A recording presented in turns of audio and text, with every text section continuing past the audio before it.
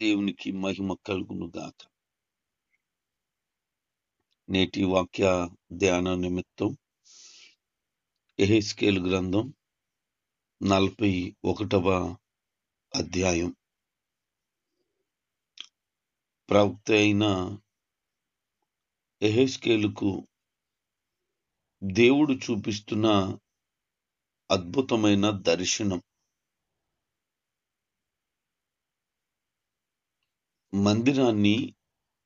మందిరంలో ఉన్నటువంటి ఉపకరణాలను, మందిరం యొక్క కొలతలను చాలా అద్భుతమైన రీతిలో తెలియచేస్తూ ఉన్నారు. ఆత్మవశుడైనటువంటి యెహెజ్కేలు దేవుని యొక్క సుందర మందిరాన్ని చూసే గొప్ప ధన్యత పొందుకున్నాడు. ఆయన ఎంత ఆశ్చర్యం అంటే, దేవదూత ఆయనను తీసుకువెళ్ళింది. ప్రతి మందిరం యొక్క భాగాన్ని సుస్పష్టంగా వివరిస్తూ ఉంది. కీర్తనకారుడు అంటాడు, నీ మందిర ఆవరణములు చూడవలెనని నేనెంతో ఆశపడుచున్నాను, నా ప్రాణం సొమ్మసిల్లిపోతుంది అని. ఆహా, ఆయన మందిర ఆవరణములు ఎంత సుందరములు అని. అందుకే నిత్యము మందిరం కొరకైన ఆసక్తి కీర్తనకారుడు, కోరహు కుమారులు అనేక పర్యాయాలు వర్ణనాతీతమైనటువంటి మాటల చేత వర్ణించడం మనం చాలాసార్లు ధ్యానించడం జరిగింది. ఇంత అద్భుతమైనటువంటి దేవుని మందిర ప్రభావం మరి మనం అనుభవించగలుగుతున్నామా? యెషయా గ్రంథంలో శరాపులు, కెరూబులు దేవుణ్ణి పరిశుద్ధుడు పరిశుద్ధుడు పరిశుద్ధుడు అని గానం ప్రతిగానముల చేత స్తుతించుచుండగా గడప కమ్ముల పునాదులట కదిలిపోతా ఉన్నాయట. ఈ రోజున ప్రభుని ఆరాధించుచుండగా నోరే పెగలటం లేదు, మాటలు బయటికి రావటం లేదు, శరీర కదలిక అస్సలుండటం లేదు. కానీ అవి పాడుతున్నప్పుడు, గానం చేస్తున్నప్పుడు, ప్రభుని స్తుతించగలిగినప్పుడు గడప కమ్ముల పునాదులు సైతం కదలగలిగిన ఒక గొప్ప ఉజ్జీవముతో, ఒక గొప్ప శబ్దముతో ఆ మందిరములో ప్రభుని ఆరాధన చేస్తుంటేనట మందిరమట ధూమము చేత, అంటే బూడిద లెగిస్తుందన్నమాట. అంత అద్భుతంగా నాట్యమాడుతూ ప్రభుని గణపరుస్తున్న సందర్భం మనకు కనబడుతుంది. ఆహా, ఆ దేవుని మందిర అనుభవం ఎంత అద్భుతమైనది. నేటి దినాల్లో కొన్ని ఫంక్షన్స్ చూస్తుంటే, ఏంటి ఎక్కడున్నాను నేను, ఇదంతా కూడా మరొక లోకమా ఏంటి అన్నట్టుగా ఆ ఫంక్షన్స్ యొక్క ఏర్పాట్లు కనపడుతూ ఉన్నాయి. అక్కడుండే డెకరేషన్ కానీ, అక్కడుండేటువంటి వస్తువులు కానీ, అక్కడ ఏర్పాటు చేయబడిన కొన్ని పరికరాలు కానీ, అవన్నీ చూస్తే ఏదో ఒక ప్రత్యేక స్థలానికి నేను, ప్రత్యేక ప్రాంతానికి నేను వెళ్ళాను అనే మైమరిపించే పరిస్థితులు కనబడుతూ ఉన్నాయి. మనుషుడు కళ్ళకి కట్టేటట్లుగా ఈ లోకపు అందాలను చూపించటానికై ప్రయత్నం చేస్తున్నాడు. కానీ పరలోకపు అందం, ఆనందం, దైవ మందిరం యొక్క ప్రభావం హృదయంతరంగాలు ఎరిగేటట్లుగా ప్రభువు చూపిస్తూ ఉన్నాడు. ఈ రోజున ఈ లోక సంబంధమైన మనుషులు చేసిన ఆ సుందర ఏర్పాట్లను చూసే మురిచిపోయి అలాగ కళ్ళు ఆర్పకుండా ప్రతిదాన్ని చూడగలిగితే, కళ్ళు మూసుకొని ప్రభుని ధ్యానం చేయగలిగితే, ఆ పరలోకపు వైభవాన్ని మన హృదయంలో ఎంతగా స్మరిస్తే ఎంతటి ఆనందం పొందుతాం. ఆ మందిరం యొక్క ప్రభావమే అమోఘమైనది. అందుకే అనేక పర్యాయాలు కీర్తనకారుడు మందిరం యొక్క విశిష్టతను వర్ణిస్తూనే ఉన్నాడు. అందుకనే అనాది కాలం మొదలుకుని నేటి కాలం వరకు దేవుడు మందిరాన్ని నిర్మాణం చేస్తూనే ఉన్నాడు. మొట్టమొదటిగా ఆయన ప్రజల కొరకై ప్రత్యక్ష గుడారమును సంసిద్ధపరిచారు. తర్వాత దావీదు కుమారుడైన సొలొమోను ద్వారా ఒక సుందర మందిరాన్ని నిర్మాణం చేయటానికి ఇష్టపడ్డారు.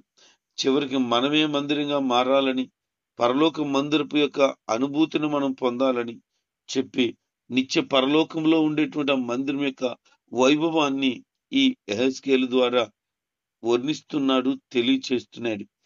మందిరంలో పరిశుద్ధ స్థలం ఉందట. ఆ పరిశుద్ధ స్థలంలో స్తంభములు ఉన్నాయి, అవి కొలవమని చెప్పాడు.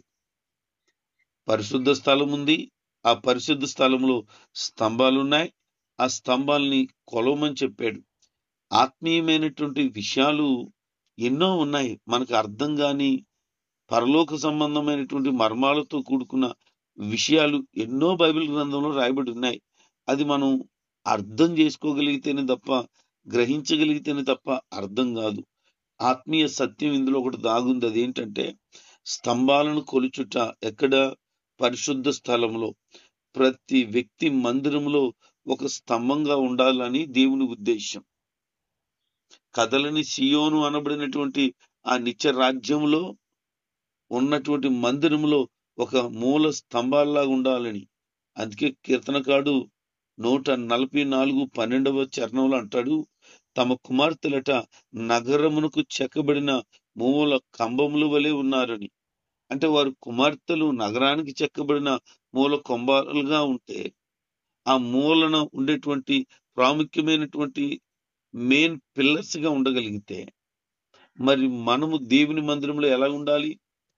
మరొకసారి కీర్తనకాడు అంటాడు, ఆయన మందిరంలో పచ్చని ఒలీవ చెట్టు వలె నేనున్నాను. అంటే ఒక ఫలించిన చెట్టు ఏ విధంగా అయితే ప్రభు పని కొరకే వినియోగించబడుతుందో అలాగూ మందిరంలో నేనున్నాను అని.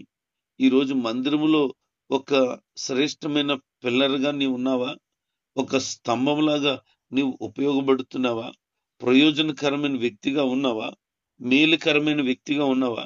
సంఘానికి, సంఘ సేవకుడికి, సంఘములో ఉన్న సభ్యులందరికీ కూడా నిన్ను ఒక దీవెనకరమైన వ్యక్తిగా ప్రభు ఉంచాలనుకుంటున్నాడు. అట్టి ప్రయోజనకరమైన వ్యక్తిగా నీవు ఉన్నావా? ఎందుకు ఇవన్నీ కొలవమన్నాడు అని నేను ధ్యానం చేస్తుండగా నాకు అర్థమైంది ఏంటి అని అంటే, ఆ మందిరంలో ఉన్న ప్రతి పిన్ టు పిన్ను కొలుస్తూనే ఉన్నాడు. నిన్నటి దినాన మనం జ్ఞాపకం చేసుకున్నాం. ప్రకటన గ్రంథం 11వ అధ్యాయము 1-2 వచనాలలో మందిరములో పూజించే వారిని కొలవమని చెప్పి, అంటే ప్రభుని ఆరాధించేవారు ఎంతమంది ఉన్నారో కొలవమని ప్రభు చెప్పినట్లు మందిరములో ఉన్నటువంటి స్తంభాలను కూడా కొలవమని చెప్పాడు. అంటే సంఘంలో నువ్వు ఎలాగుండాలంటే ఒక మెయిన్ పిల్లర్ గా ఉండాలి. మరి నువ్వు ఎలాగున్నావు? ఈ రోజున మందిరం పట్ల ఆసక్తి లేని వ్యక్తిగా ఉన్నావా? కనీసం మందిరానికన్నా క్రమంగా వెళ్ళగలిగే వ్యక్తిగా ఉన్నావా? మందిర పరిచర్యలో, దైవికమైన పనుల్లో పాలుభాగస్తుడివై ఉన్నావా? పాలుభాగస్తురాలుగా ఉన్నావా? నాకెందుకు లేని తప్పించుకొని తిరుగుతున్నావా? మందిరంలో అందరూ కూడా సంఘంలో ఈమె ప్రాముఖ్యమైన వ్యక్తి, ఈయన ప్రాముఖ్యమైన వ్యక్తి అని నీ గురించి చెప్పగలరా? ఏ సందర్భమైనా అయ్యా నేనున్నాను కదా, నేను చేస్తాను కదా అని దైవజనుడికి, నీ సంఘ కాపరికి సపోర్ట్ గా నిలబడగలిగిన వ్యక్తిగా నీవు ఉన్నావా? నీ గురించి అలా చెప్పగలుగుతున్నారా ప్రజలు? ఒకవేళ గనక అలా చెప్పలేకపోతే ఈ రోజున పరిపూర్ణతలోనికి రావటానికి ఇష్టపడాలి.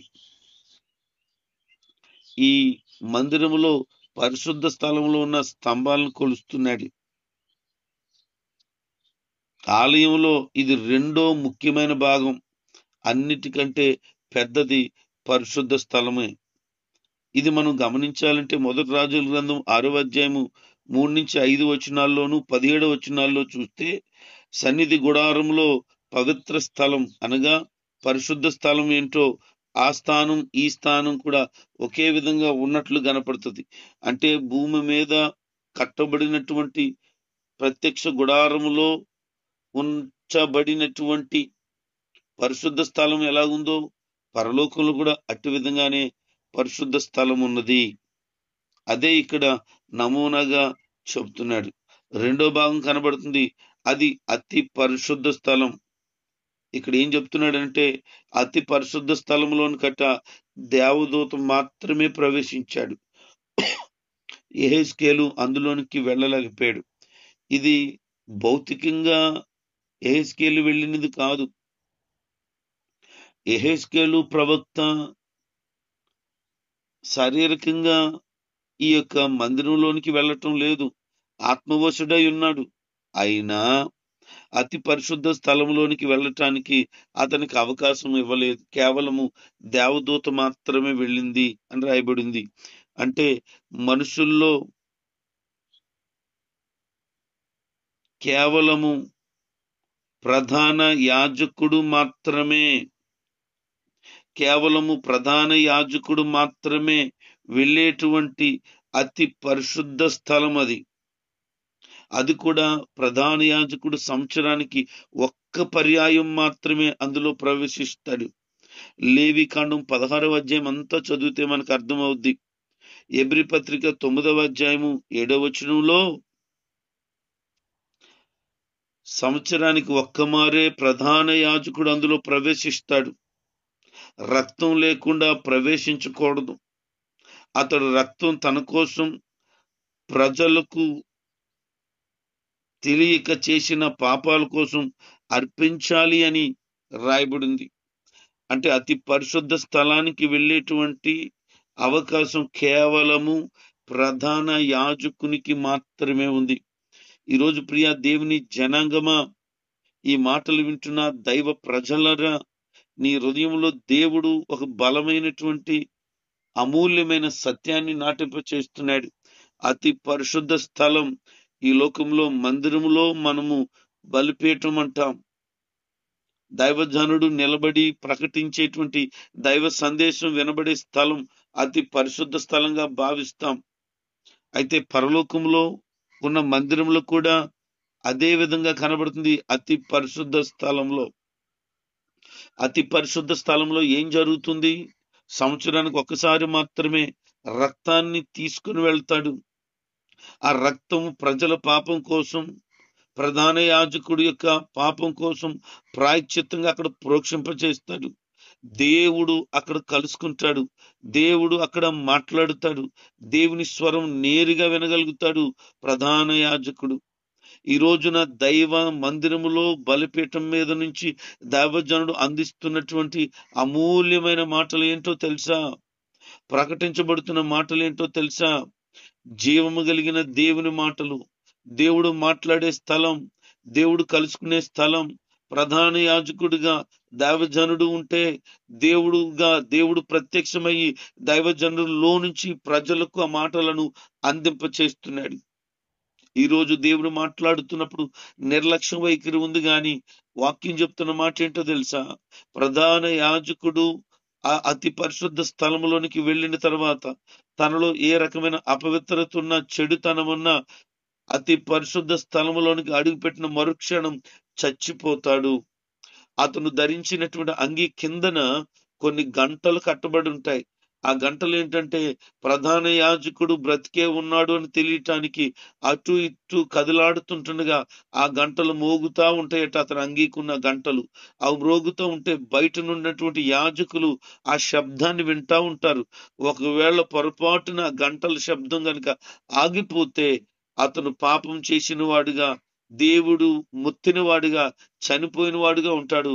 అతను నడానికి ఒక తాడు కట్టుకుని లోపలికి వెళ్ళవలసి ఉంటది. ఎందుకంటే చనిపోయిన వ్యక్తిని తీయటానికి కూడా అతి పరిశుద్ధ స్థలంలో అడిగి పెడితే వారు కూడా చనిపోతారు.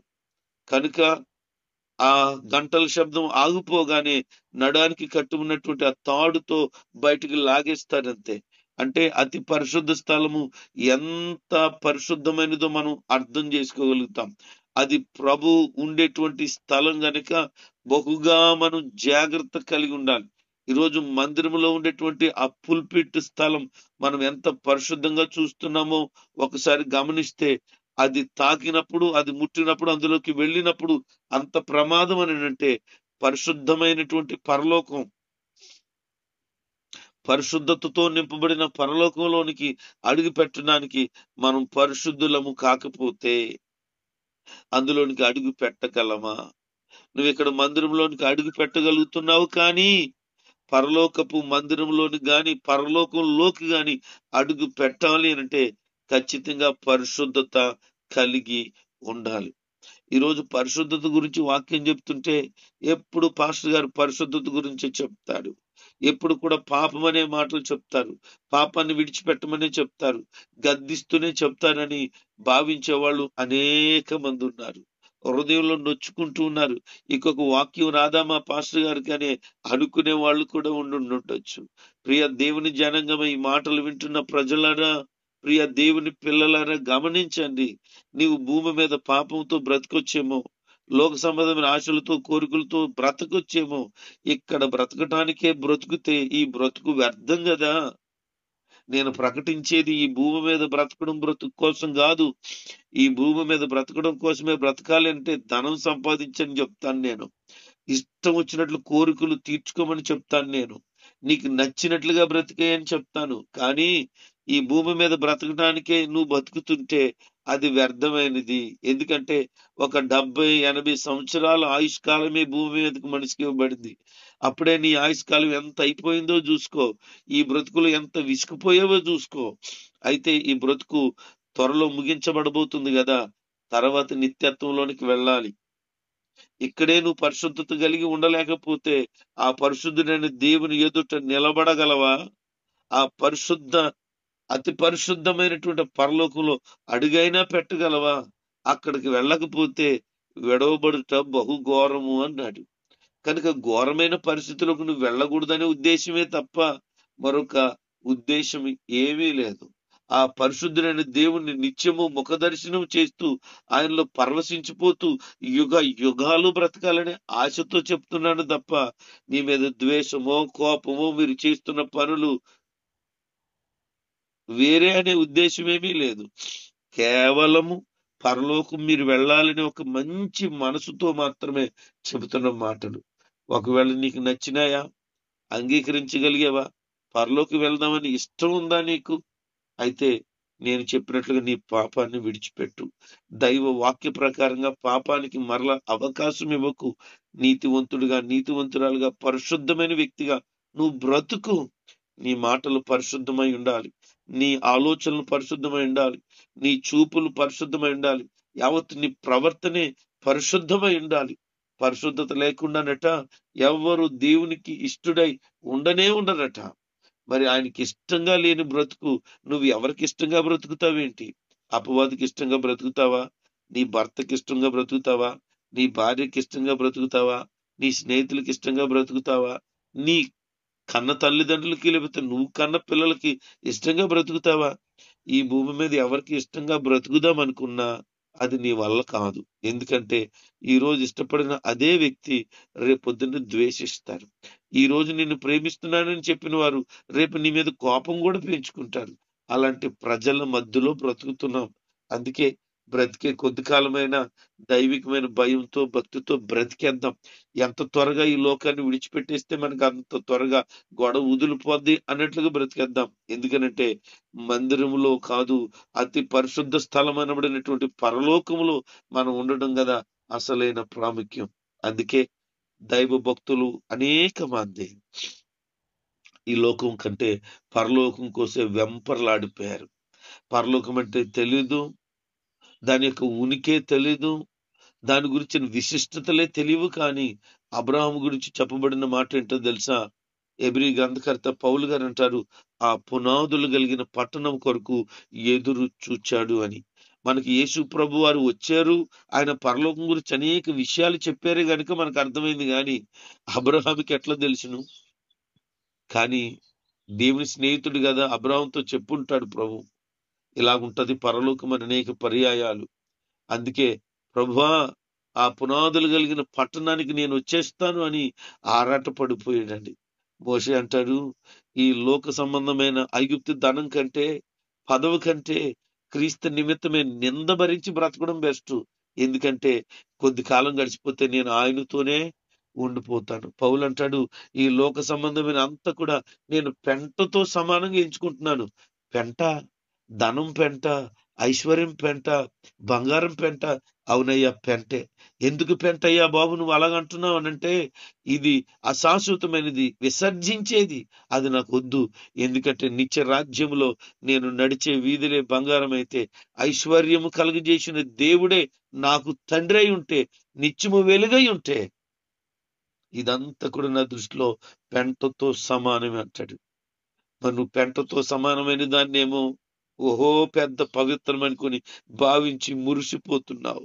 అయ్యయ్యో, ఎంతకాలం ఈ లోకంలో ఉంటావు? ఎంతకాలం బ్రతుకుతావు? ఎంత సంపాదించినా వ్యర్థమే కదా. ఎంత పోగేసినా విడిచిపెట్టి వెళ్ళిపోతావు కదా. అందుకే ఈ లోకం మట్టుకు కాదు బ్రతకడం, పరలోకం మట్టుకు బ్రతికేయాల. అతి పరిశుద్ధ స్థలంలో అడుగు పెట్టడానికి ఎహెజ్కేలుకే అవకాశం లేకపోతే, ఆయన ఒక ప్రవక్త అయి ఉన్నాడు కదా, దైవజనుడు ఉన్నాడు కదా, అనేక విషయాలు మాట్లాడాడు కదా. కానీ ఆయనకే అతి పరిశుద్ధ స్థలంలో అవకాశం లేకపోతే మరి నా సంగతి ఏంటంటాం? అందుకే అతి పరిశుద్ధ స్థలం అనబడిన పరలోకానికి వెలుట కొరకు మనం రాజులైన యాజక సమూహంగా ఆయన మార్చేశాడు. ఏమి ధన్యత! అక్కడికి అడిగిపెట్టే యోగ్యత మనకు లేదని రాజులైన యాజక సమూహంగా మార్చేటట. అంటే మనం యాజకులమైతే ఆ స్థలమునకు అడుగు పెట్టడానికి యోగ్యులము. నీవు నేను ధన్యులము. మనం పరలోకానికి వెళ్ళటానికి ముద్ర వేయబడిన వారము. నీవు పరలోకానికి ఈ లోకాన్ని విడిచిపెట్టిన మరుక్షణం వేలుట కొరకు సమస్త హక్కులు, అవకాశాలు, టికెట్ అంతా కూడా నీకు సిద్ధమైంది. దాని కొరకు ఏమాత్రము సంశయించవలసిన పని లేదు. అక్కడ ఆ మందిరం చుట్టూరున్నట 30 గదులున్నాయట. ఆ గదులు 3 అంతస్తులుగా కూడా ఉన్నాయట. ఆ ఒక్కొక్క అంతస్తు ఎగుతుంటే అది వెడల్పుగా కనబడుతున్నాయట. అంటే మనం ఆధ్యాత్మికంగా ఎదుగుతుంటే విశాలపరచబడిన పరిస్థితులు చూస్తాం. ఆ మందిరి చుట్టూరు చూస్తేనట సమృద్ధి అయినటువంటి ఖాళీ స్థలం కనపడుతుందట. మన హృదయం ఎప్పుడు కూడా ఏం చేయాలంటే ఆత్మ సంబంధమైనటువంటి మాటల చేత నింపబడి పరిశుద్ధంగా కనపడుతూ ఉండాల. మరొక కట్టడం కూడా కనపడుతుందట. దానికంటే ఇది ఇంకా పొడవుగా ఉందన్నాడు. గోడల మీద కెరూబులు, ఖర్జూరపు చెట్లు బొమ్మలు అక్కడ కనబడుతున్నాయట. అంటే దేవదూతల చేత ముద్రించబడి నిత్యము ఫలించాలనేటువంటి ఒక ముద్ర ఆ గోడల మీద కనబడుతుంది. మనం ఆత్మీయ విషయాన్ని తెలుసుకోవాల్సింది ఏంటంటే, మనము దేవదూతలతో కలిసి ప్రభుని ఆరాధించబోతున్నాం. ఈ భూమి మీద ఏం చేయాలి తెలుసా? ఖర్జూరము ఎలాగైతే మొవ్వు వేస్తుందన్నాడో, ప్రభులో మనం ఎప్పుడు కూడా మొవ్వు వేసిన పచ్చని అనుభవంలోనికి నడిపించబడాలి. అలా ఉండగలిగితే ఆ గోడల మీద వాటి యొక్క ప్రతిరూపాలు ఉండడం కాదు, మనం పరలోకంలోనే ఆ గోడల చుట్టూ తిరుగుతూ, ఆ లోపల ప్రాంగణములు తిరుగుతూ ప్రభుని చూస్తూ నిత్యము ఆయన్ను ఆరాధించగలుగుతాం.